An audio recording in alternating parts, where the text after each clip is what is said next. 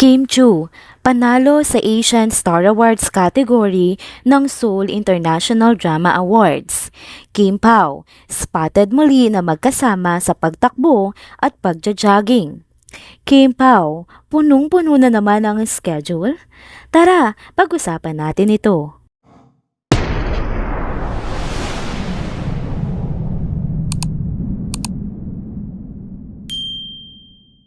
Hello mga ka-trenders! Welcome back muli sa ating channel. Kung bago pa lamang kayo dito, huwag nang kalimutang mag-like, mag-subscribe at i-hit na din ang bell notification para lagi kayong updated sa mga balitang trending at napapanahon.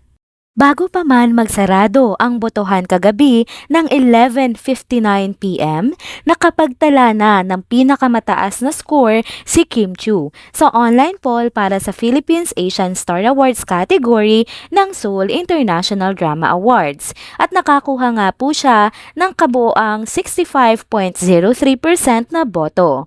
Ang score nga na ito ang nagpanalo sa kanya sa nasabing category at pumangalawang pwesto naman ang kanyang partner na si Paolo Avellino na nakakuha ng 14.35% na boto. Talagang malakas ang naging puwersa ng Team Linlang sa botohan. Kahit na sinubukan nga ng kampo ng aktres na si Nadine Lustre na makahabol, hindi na nila napigilan ang pag-angat nga ng boto para kay Kim Chu. Kitang-kita ang bawat suporta ng mga tagahanga sa bawat boto na kanilang ibinigay. Mapapansin din na hindi nga nagkaroon ng aktibong kampanya si Paolo Avellino para sa sarili niya sa nasabing awarding na ito. Hindi niya pinromote ang kanyang nominasyon sa social media na tila nagpapahiwatig nga ng kanyang intensyon na bigyan ng pagkakataon na mag-shine ang kanyang partner na si Kim Chu at para hindi na din nga mahati ang botante sa kanilang dalawa at malito ang kanilang mga fans sa kung sino sa kanila ang susuportahan nila. Maaaring ito ay dahil sa kanyang natural na pagiging magalang at sa pagmamahal niya na rin sa kanyang Chinita Princess. Ang pagkapanalo nga na ito ni Kim Chu ay hindi lamang tagumpay para sa kanya kundi para na rin sa buong industriya ng Filipino entertainment. Ito ay patunay na ang talento at dedikasyon ng mga Filipino artists ay pwedeng kilalanin at pahalagahan sa international stage. Congratulations Kim Chu at Paolo Avellino para sa inyong pagkapanalo ng una at pangalawang pwesto sa Seoul International Drama Awards. Ang inyong tagumpay ay inspirasyon para sa marami at patunay na pagsusumikap at pagmamahal sa inyong craft ay may katumbas na gantimpala. Ang Seoul International Drama Awards nga po mga ka-trenders ay isa sa mga prestigyosong parangal na nagbibigay pagkilala sa mga natatanging talento sa larangan ng drama at entertainment sa buong Asia. Ang pagkapanalo ng mga Filipino artists dito ay nagbibigay ng karangalan hindi lamang sa kanila kundi pati na rin sa buong bansa.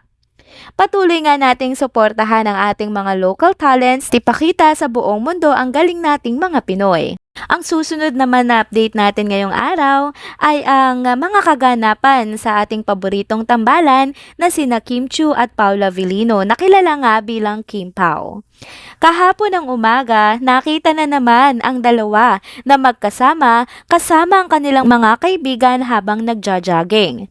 Maraming litrato at video ang nakuhanan ng kanilang outdoor activity dahilan upang mag-trend na naman sila sa iba't ibang social media platform sa ating bansa.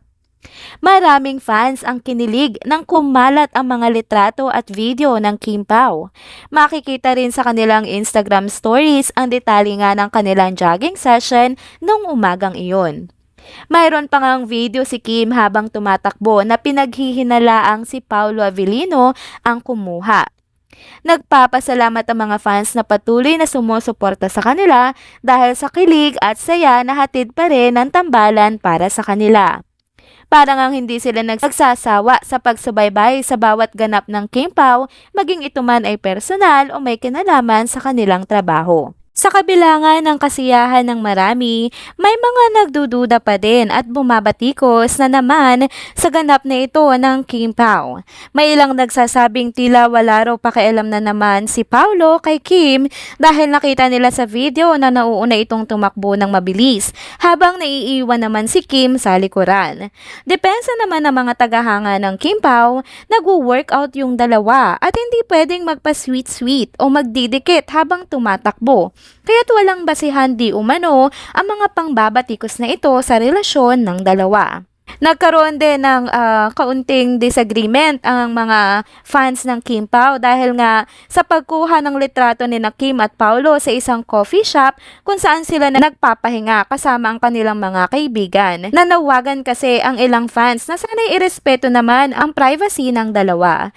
Subalit may mga nagsasabi namang hindi naman nagtatago sina Kim at Paulo at alam naman nila kung gaano sila kasikat ngayon. Kaya't inaasahan na yan nilang dalawa na may kukuha ng litrato sa kanila sa mga pampublikong lugar katulad na nga ng coffee shop. Marami rin na nagsasabi na tila isa itong pahiwatig ng dalawa na kahit wala pang opisyal na deklarasyon mula sa kanila ay pinapakita na nila na masaya sila sa isa't isa at ine-enjoy nga ang kanilang relasyon. Ang Kim Pao nga ay patuloy na nagbibigay kilig at inspirasyon sa ating mga tagahanga nila at inaasahan nga nating lahat na magpapatuloy ang saya at pagmamahala ng kanilang binabahagi. Samantala, masaya rin ang mga fans sa patuloy na suporta at pagmamahal nga na ipinapakita ng Kim Pao sa isa't isa, lalo na sa kanilang mga workout sessions na nagpapatunay ng kanilang dedikasyon, hindi lamang sa isa't isa kundi pati na rin sa kanilang kalusugan at fitness. Ang ganitong mga moments nga ay nagbibigay inspirasyon sa maraming tao na maglaan din ng oras para sa kanilang sariling kalusugan at fitness goals.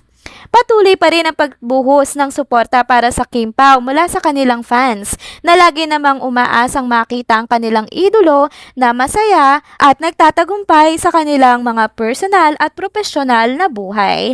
Ang tambalang Kim Pao ay isang halimbawa ng tunay na pagkakaibigan at pagmamahalan na patuloy na nagbibigay kilig at inspirasyon sa kanilang mga tagahanga. Kahapon din ay nagpahayag ng taus-pusong pasasalamat ang Kim Pao sa kanilang mga taga-suporta kasabay nga ng pagtatapos ng pag-ere ng seryeng What's Wrong with Secretary Kim Philippine version or adaptation.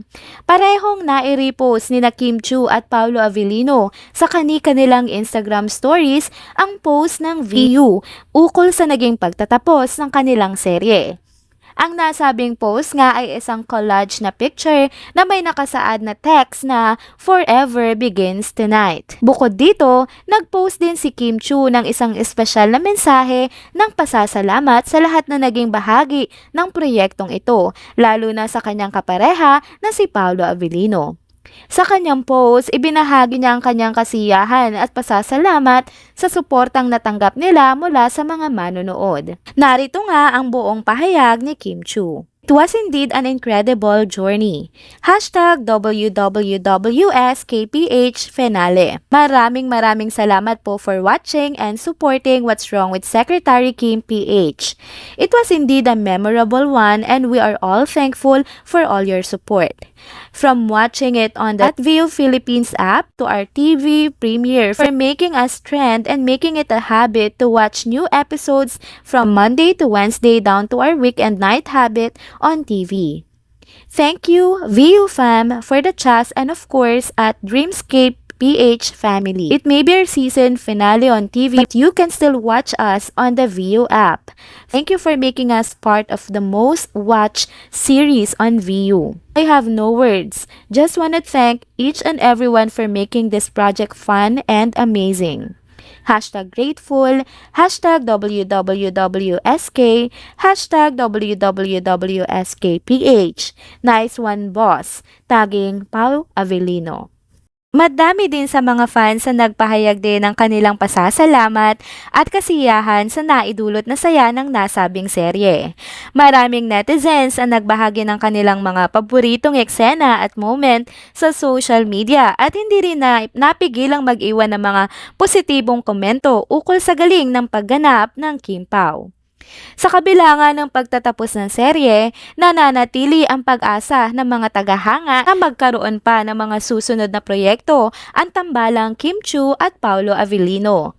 Tunay na naging makulay at puno ng saya ang paglalakbay ng What's Wrong with Secretary Kim Philippine version at tiyak na mananatili ito sa puso ng maraming Pilipino. At ito na nga ang hinahantay na pagkakataon ng maraming Kim Pao fans. Nag-post muli sa X or sa Twitter si Eric Jan Salud at talaga namang nagpa-excite sa madaming netizens. Narito ang nilalaman ng kanyang post. Grabe naman skeds ng hashtag Kim Pao. In demand talaga, ang dami nilang ganaps. Marami sa mga tagahanga ang nagpetisyon na gumawa nga ng pelikula ang dalawa dahil miss na nila ang tambalang ito. Marami ding fans ang nag-commit na susuportahan nila ng buong puso ang anumang proyekto ng Kim Pao lalo na nga kung ito ay isang pelikula. Nagpahayag din ng mga netizens ng kanilang matinding pananabik na mapanood muli ang kanilang paboritong tambalan sa mas malaking screen. Bukod sa mga posts sa social media, may mga fans din daw na nag-organize ng mga online petitions at campaigns para ipakita ang kanilang suporta at hinihinging pelikula mula sa Kim Pao. Marami sa kanila ay nagsasabi na handa na silang pumila at bumili ng tiket sa unang araw pa lamang ng pagpapalabas nito.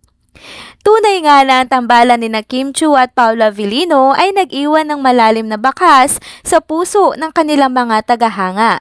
Ang kanilang chemistry at galing sa pag-arte ay hindi matatawaran, kaya't hindi nakakapagtaka na marami nga ang nag-aabang sa kanilang susunod na proyekto. Sa kabila nga ng abalang schedule ng Kim Pao, umaasa ang mga fans na mabibigyan sila ng pagkakataon na muling masaksihan ang kanilang iniidolong tambalan sa bagong pelikula. Sa ngayon, patuloy na nagpapahayag ng kanilang suporta at pagmamahal ang mga tagahanga habang hiniintay nila ang susunod na kabanata ng Kim Pao sa mundo nga ng showbiz entertainment industry. And that's it mga ka-trenders! Dito na po muna nagtatapos ang ating isa na namang trending video update. Salamat sa inyong pagsubaybay at pagsama sa akin hanggang sa dulo ng video na ito. Pero bago kayo umalis, huwag niyo pong kalimutang mag-like, mag-subscribe at i-hit na din ang bell notification para lagi kayong updated sa mga balitang trending at napapanahon. See you on my next one. Paalam!